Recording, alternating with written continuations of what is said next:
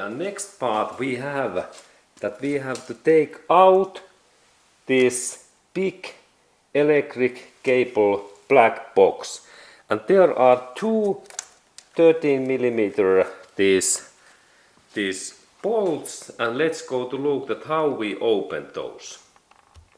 Okay, and we really need 13mm socket, and there are two bolts. First one in here, that area, what I have to take out, and second in this another side in here. And this purpose is to remove this big black box, and after that we open next connectors, electric cables.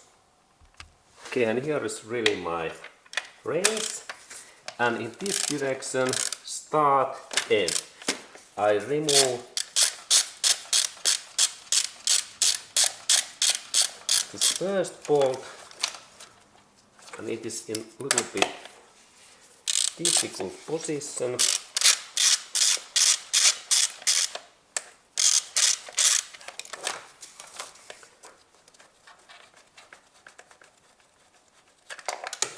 Okay, now my bolt drops, but I collect that, and after that we have second bolt in that another side. And second bolt is in here, that area, and I take also this bolt away next. And then this part is free.